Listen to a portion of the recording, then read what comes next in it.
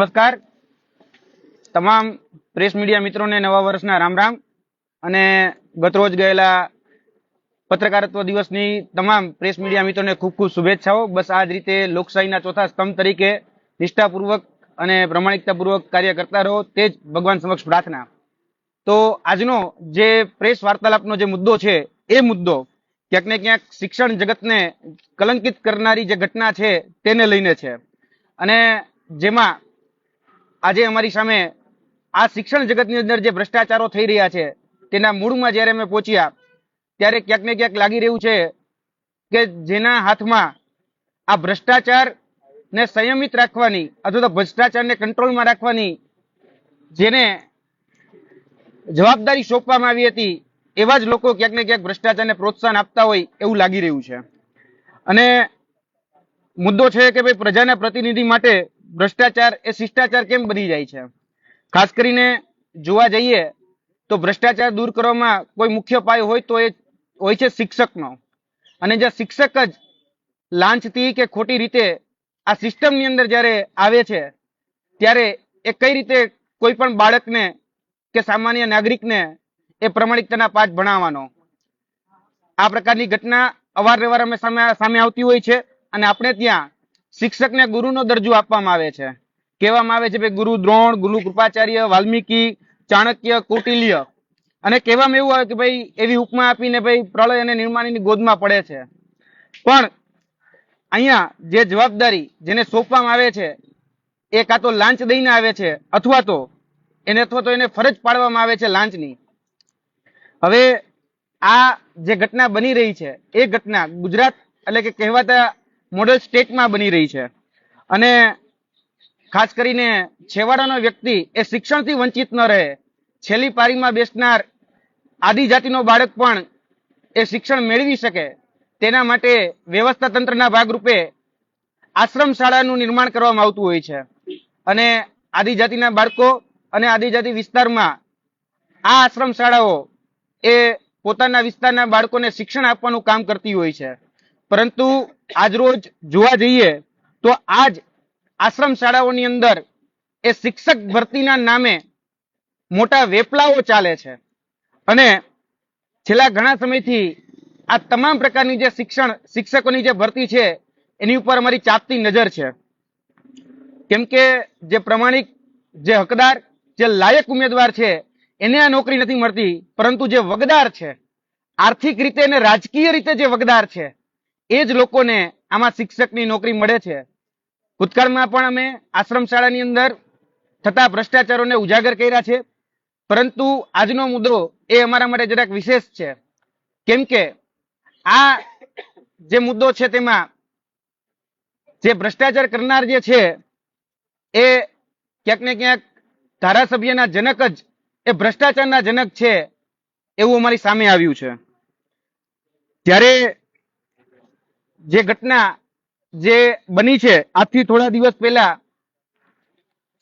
આ ઘટના બની છે દાહોદની અંદર, પંચમહાલ આદિવાસી પ્રગતિ મંડળ પાટીવાડા તાલુકો દાહોદ અંતર્ગત આવતી શ્રી કેદારનાથ આશ્રમ શાળા કેદારનાથ મહાદેવ મંદિરની બાજુમાં મૂળ પોસ્ટ ચોસાલા ગામ અને તાલુકો અને જિલ્લો દાહોદ, આની અંદર અલગ અલગ વિષયોની ભરતી બહાર પાડવામાં આવી શિક્ષકોની લઈને, જેમાં 6 થી 8માં ગણિત વિજ્ઞાનના શિક્ષકની ભરતીમાં એક ઉમેદવાર પાસેથી 17 લાખ રૂપિયાની માંગણી કરવામાં આવી।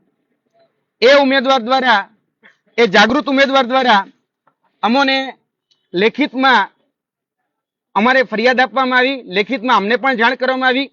તેની સાથે સાથે આ જાણ ગુજરાતના માનનીય મુખ્યમંત્રી ભૂપેન્દ્રભાઈ પટેલ, તેની સાથે સાથે શિક્ષણ મંત્રી કુબેરભાઈ ડિંડોર, તેની સાથે સાથે આદિજાતિ વિકાસ કુંવરજીભાઈ હળપતિ, તેની સાથે સાથે આદિજાતિ વિકાસ કમિશનર આઈપીએસ જેપી ગુપ્તા, તેની સાથે સાથે આશ્રમ શાળા અધિકારી આઈપીએસ સ્મિત લોઢા, આની સાથે સાથે આશ્રમ શાળાના સંઘ પ્રમુખ વિજયભાઈ આર પટેલ, આટલી લેખિતમાં ભ્રષ્ટાચારની માંગણી જે કરવામાં આવી, જે રૂપિયાની જે માંગણી કરવામાં આવી તેની લખિત રજૂઆત આજથી થોડા દિવસ પહેલા એ જાગૃત ઉમેદવાર દ્વારા મીડિયા મિત્રોને પણ કરવામાં આવી હતી અને જે જવાબદાર અધિકારીઓ છે એમને પણ કરવામાં આવી હતી.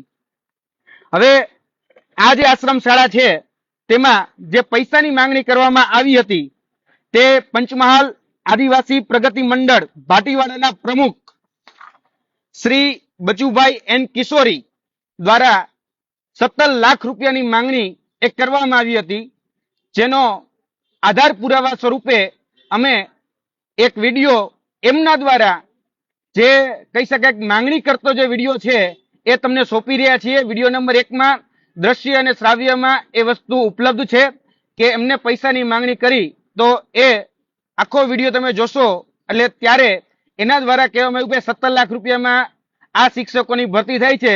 આ પાછળ જે શિક્ષકો ઉભા એમને પણ તમે પૂછી લ્યો કે કેટલા રૂપિયા દઈને એમાં નોકરી મેળવેલ છે. અને ત્યારબાદ અંતે એ ડીલ ફાઇનલ કરવામાં આવી 12 લાખ રૂપિયામાં.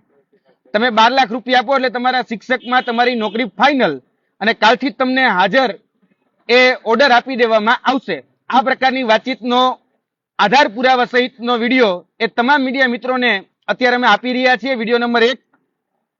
તેની સાથે સાથે આ જ આશ્રમ શાળાના જે ટ્રસ્ટી છે એ છે બચુભાઈ એન કિશોરી, જે હાલના વર્તમાન 132 દાહોદ વિધાનસભાના ચૂંટાયેલા જનપ્રતિનિધિ એટલે કે ધારાસભ્ય શ્રી ના પૂજ્ય પિતાશ્રી છે.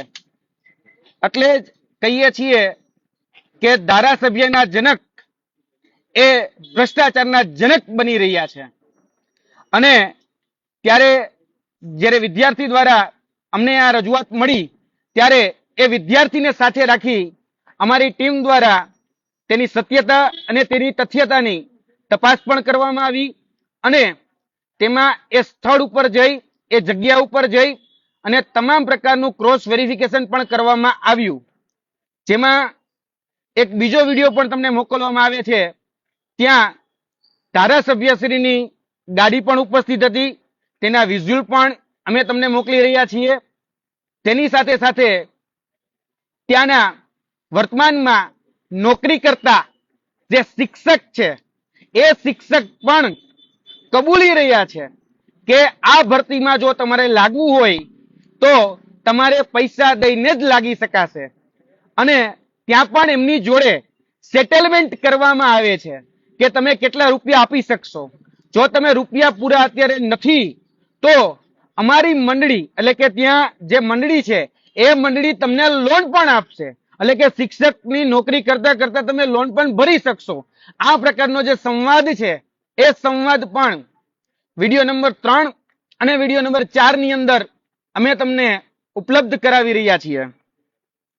અને ખરેખર જે આ લોકોનું દાયિત્વ હતું એટલે કે શિક્ષણમાં ચાલતા ભ્રષ્ટાચારને રોકવાનું જેનું દાયિત્વ હતું એ જ લોકો ક્યાંક ને ક્યાંક ભ્રષ્ટાચારને પોષી રહ્યા છે, ભ્રષ્ટાચારને વેગ આપી રહ્યા છે એ સાબિત થાય છે.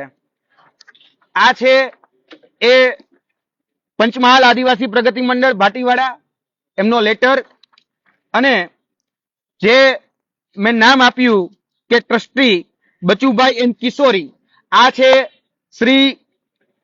ટ્રસ્ટી શ્રી બચુભાઈ એન કિશોરી, અને વર્તમાન 132 દાહોદ વિધાનસભાના ચૂંટાયેલા ધારાસભ્ય શ્રી કનૈયાલાલ કિશોરી, એમની સાથે એમના પિતાશ્રી છે.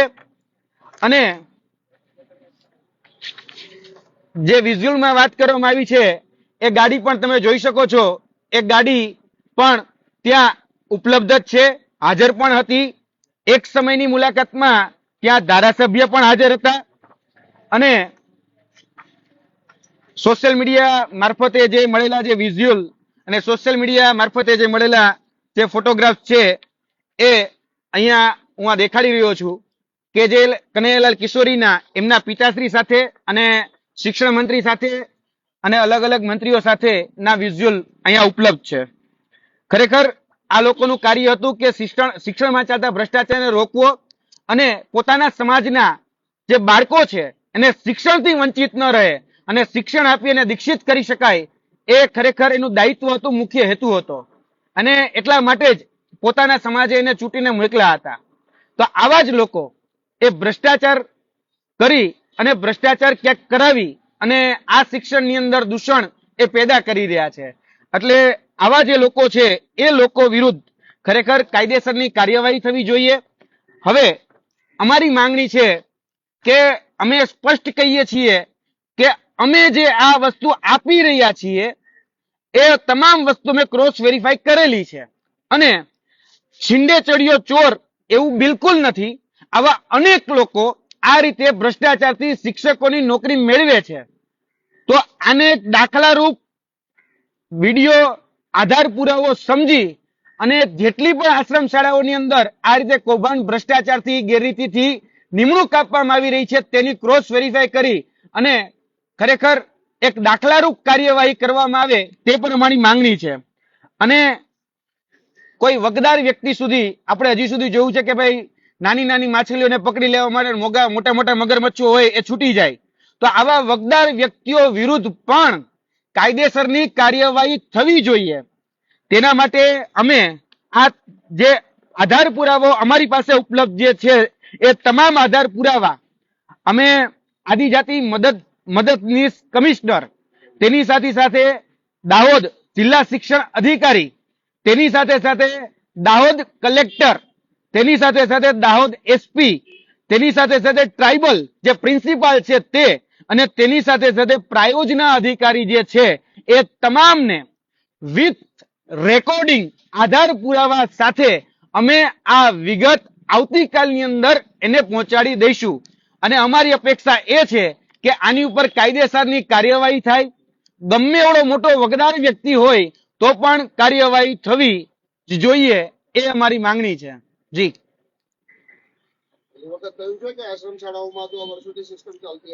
આશ્રમ શાળાની અંદર આ વર્ષોથી ચાલતી સિસ્ટમ છે.